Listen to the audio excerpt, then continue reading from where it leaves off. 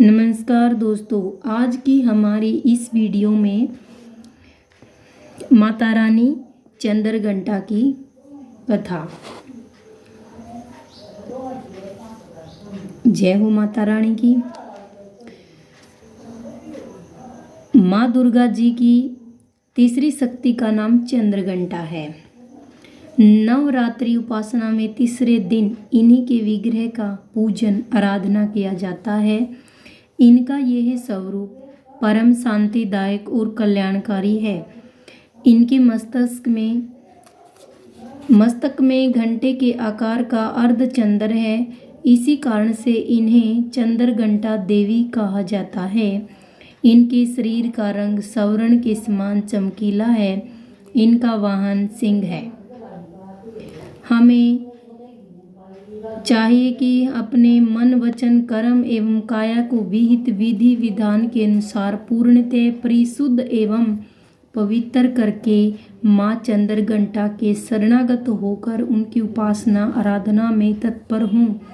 उनकी उपासना से हम समस्त संसारिक कष्टों से विमुक्त होकर सहज ही परम पद के अधिकारी बन सकते हैं।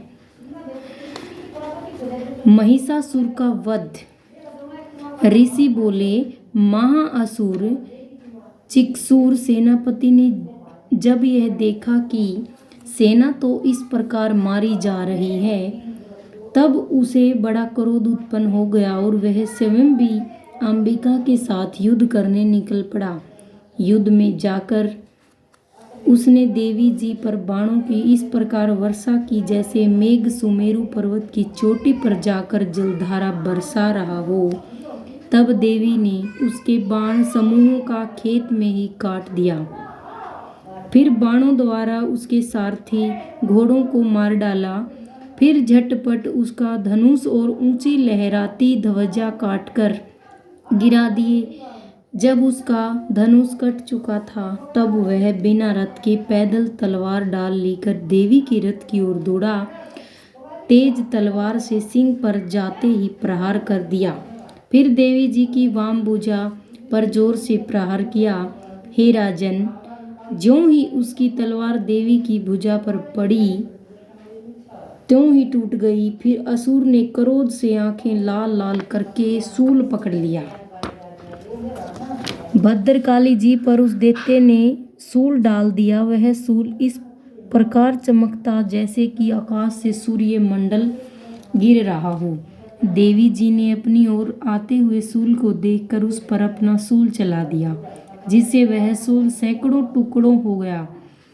साथ में उस चिक्सूर महादैत्य के प्राण निकल गए। देवी जी ने शिला एवं वृक्ष आदि से युद्ध में उदर्ग को मार डाला। फिर कराल को भी दांतों, मुक्का एवं थप्पड़ों के द्वारा मार गिराया। क्रोध में पीर पूर्ण देवी ने गदा की चोटों से उद्धाता को चूर चूर कर दिया। बिंदीपाल शास्त्र द्वारा, वास्कल तथा बाणों द्वारा उग्रवीर्य महाहनु नाम के दैत्यों को त्रिशूल के द्वारा मार दिया। तलवार में भी डालकर सिर धड़ से अलग कर दिया। दूरधर और दूरमुख इन दोनों को बाणों द्वारा यमपुरी पहुंचा दिया। इस प्रकार अपनी सेना का नाश होता देखकर भैंसे का रूप बनाकर महिषासुर उन गणों को डराने लगा। कुछ एक गणों पर अपने थूनों से प्रहार किया, दूसरों को सिंगों से फाड़ा।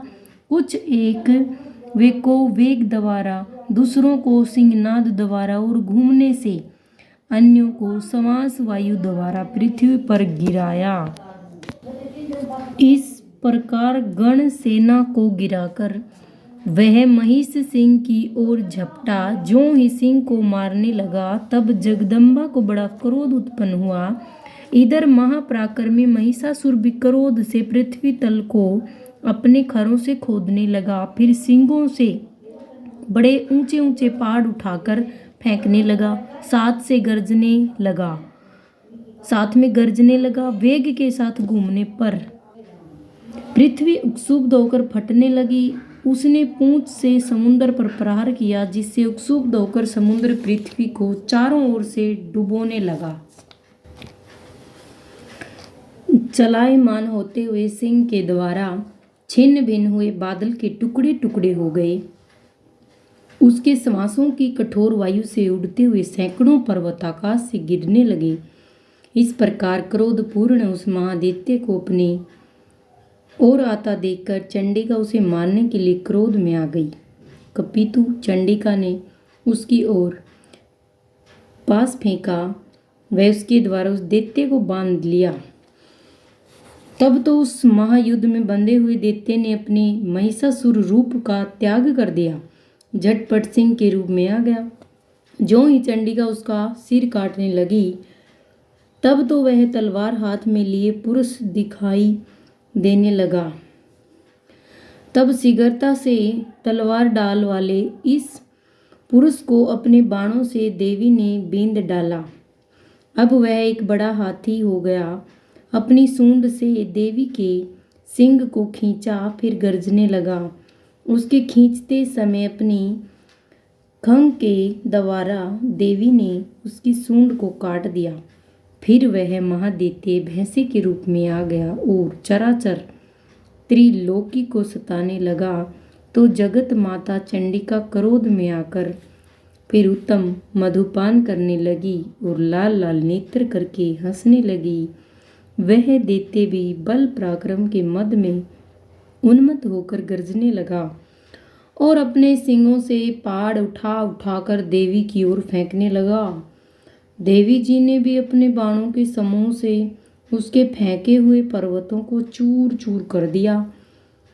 तब सुरापान के मद के कारण लाल लाल लाल नेत्र वाली चंडिका जी ने कुछ अस्त व्यस्त शब्दों में कहा। देवी जी बोली, हे मूढ़, जब तक मैं मधुपान कर लूं तब तक तू क्षण भर के लिए गरज ले। मेरे द्वारा संग्राम भूमि में तेरा वध हो जाने पर तो शीघ्र ही देवता भी गरजने लगेंगे। ऋषि बोले। इस प्रकार कहकर देवी जी उछलकर उस महादैत्य पर चढ़ गई। पांव से दबाकर दैत्य के कंठ पर त्रिशूल से वार किया। देवी के पांव से दबे हुए उस दैत्य ने अपने मुख से बाहर निकलने का प्रयत्न दूसरे रूप में किया। अभी आधा निकल ही पाया था कि देवी जी ने अपने पराक्रम द्वारा उसे वहीं रोक लिया। आधा निकलकर भी उस दैत्य ने युद्ध करना नहीं छोड़ा। तब देवी जी ने अपना तेज तलवार से उसका सिर काट कर नीचे गिरा दिया। दैत्य सेना हाहाकार करने लगी। तब उस सारी सेना का भी देवी जी ने नाश कर दिया। सभी देवता अत्यंत प्रसन्न हुए। दिव्य महर्षियों के साथ देवी देवताओं ने स्तुतियाँ की। गंधर्वराज गायन करने लगे, अप्सराएं नाचने लगी। आगे देवताओं द्वारा देवी की स्तुति। ऋषि बोले, अत्यंत पराक्रमी उस दुरात्मा महिषासुर एवं उसकी सेना के देवी द्वारा मारे जाने पर इंद्र आदि देवता गण अपनी वाणियों द्वारा देवी जी की स्तुति करने लगे। जिस देवी जी ने अपनी शक्ति के सारे जगत को व्याप्त कर लिया है, जिसका स्वरूप सभी देवताओं का समूह है। सभी देवता एवं महर्षि जिसकी पूजा किया करते हैं, उस अंबिका देवी को हम प्रणाम करते हैं। वही देवी हमारा मंगल करे, जिसके अतुल प्रभाव को बल को भगवान शेषनाग ब्रह्मा हरि भी नहीं कह सकते। वही चंडिका देवी सारे जगत के पालन के लिए मंगल के भय के नाश का विचार करे। जो श्री स्वरूपिणी पुण्य आत्माओं के घरों में जो लक्ष्मी स्वरूपा है, पापियों के घरों में दरिद्रता, पवित्र बुद्धि वालों के हृदय में बुद्धि, श्रेष्ठ पुरुष के यहाँ श्रद्धा, कुलीन मनुष्य में लज्जा स्वरूपिणी है। इस प्रकार की हे देवी जी, हम आपको प्रणाम करते हैं। हे भगवती, आप विषव का पालन करें। हे मातेश्वरी, आपके इस अचिंत्य रूप का असुरों के अक्षय करने वाले आपके महान पराक्रम का एवं देवता तथा असुरों के सामने संग्राम में किए गए आपके अद्भुत चरित्रों का वर्णन हम किस प्रकार कर सकते हैं। हे भगवती, आप संपूर्ण जग का कारण हो। सत्व रज तम इन तीनों गुणों वाली होते हुए भी आप अज्ञेय हो। दोषों के कारण हम लोग आपको जान ही नहीं सकते। हम तो क्या विष्णु शिव आदि भी आपका पार नहीं पा सकते। आप सबके आश्रय हो, आप आध्या हो, अव्याकृत्या प्राकृति हो। हे देवी जी, सभी रगों में जिसके उच्चारण करने से सभी देवता तृप्त हों, आप ऐसा है चिंतन महाव्रत स्वरूप हो और संपूर्ण दोषों से रहित इंद्रियों को वश में करने वाले तत्व को ही सार जानने वाले मोक्षार्थी मुनिजन जिसका अभ्यास करते हैं वह देवी भगवती पराविद्या आप हो। आप सबद स्वरूपा हो। परम पवित्र ऋग्वेद यजुर्वेद मनोहर उद्गीत के पदों के पाठ से युक्त सामवेद का आप निधान हो। वेद त्रयी देवी हो। 6 गुणों से संपन्न आप भगवती हो। सभी शास्त्रों का ज्ञान कराने वाली हे देवी, आप मेधा हो। दुर्गम संसार रूप सागर से पार उतारने वाली नौका रूप दुर्गा हो। आप असंग हो। केटप दैत्य के शत्रु विष्णु के वक्ष स्थल पर निवास करने वाली आप लक्ष्मी स्वरूपा हो एवं चंद्रमा को मस्तक पर धारण करने वाले भगवान शंकर से सम्मानित आप गौरी हो। यद्यपि आपका मुख सुंदर परिपूर्ण चंद्रमा के बिंब का अनुकरण करने वाला निर्मल मंद मुस्कान से शोभित है, इस प्रकार के निर्मल मंद मुस्कान से शोभित चंद्रमुख को देखकर क्रोध से परिपूर्ण महिषासुर ने झट ही आप पर प्रहार किया। यह अद्भुत बात है। उससे भी अतीव अद्भुत विचित्र बात तो यह है कि जब वह मुख क्रोध से युक्त था, उदय होते हुए चंद्रमा की भांति लाल लाल था, तनी हुई भौहें अति विकराल थी। ऐसा देखकर महिषासुर ने अपने प्राण तुरंत वहीं पर नहीं छोड़ दिए। भला ऐसा कौन सा प्राणी है जो क्रोधी यमराज को देखकर भी जीवित रह सके। हे देवी जी, आप प्रसन्न हो। सर्वदा उन्नति दाता देवी जी, आप जिन पर प्रसन्न हैं वे ही सभी देशों में आदर पाते हैं, उन्हें ही धन यश मिलता है। हे देवी, आपकी कृपा से सवर्ण लाभ होता है। इसी कारण आप तीनों लोकों में फल देने वाली हो। आपसे बढ़कर और कौन है। सबके लिए उपकार करने वाली हो। आप सर्वदा दयामयी हो। इन राक्षसों से वध करने से जगत सुखी हो। ये राक्षस कभी नरक के लिए चिरकाल तक भले ही पाप करते हों रहे हों, संग्राम में इनका वध आपने इसलिए किया कि मुझसे मारे हुए ये स्वर्ग चले जाएं। यही मन में रख कर हे देवी, आप पापियों का वध करती हो। आप असुरों को केवल देखने मात्र से भस्म क्यों नहीं करती। स्त्रियों पर शास्त्रों का प्रहार क्यों करती हो। इसका भी कारण है क्योंकि स्त्रुगण मेरे शास्त्रों से मरकर पवित्र होकर उत्तम लोक में पहुँचे। इस प्रकार आपके यह विचार अत्युत्तम है।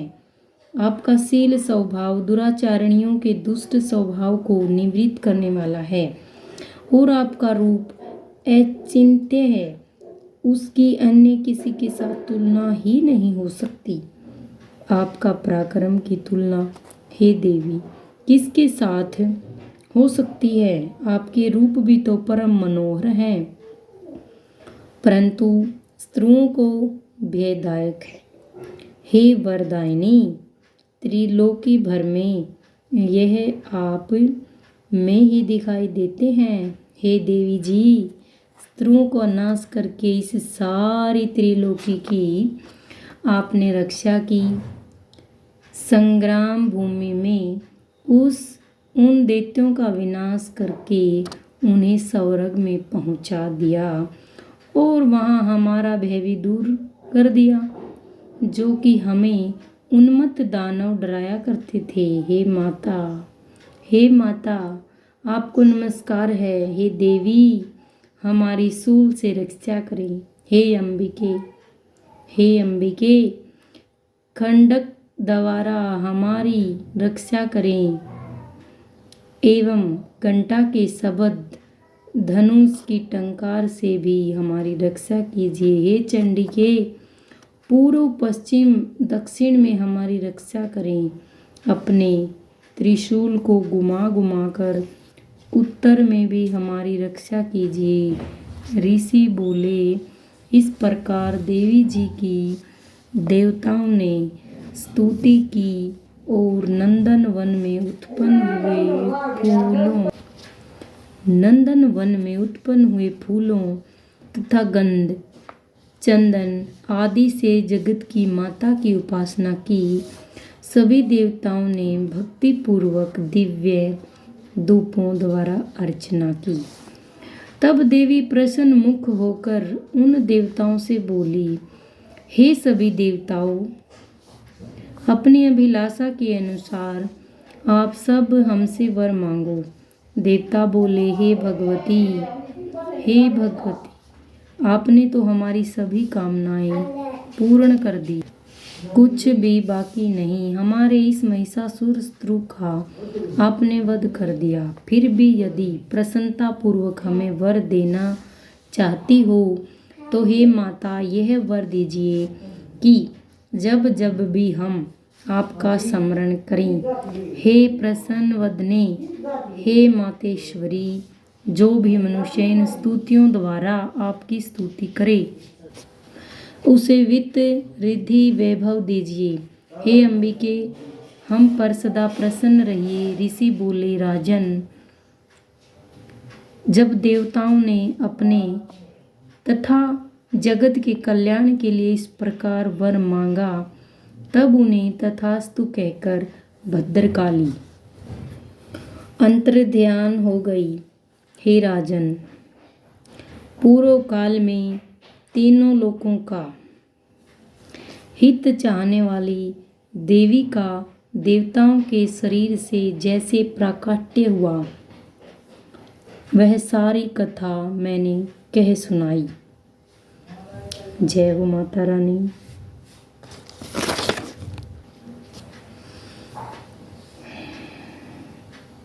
जय चंद्रघंटा माता की जय।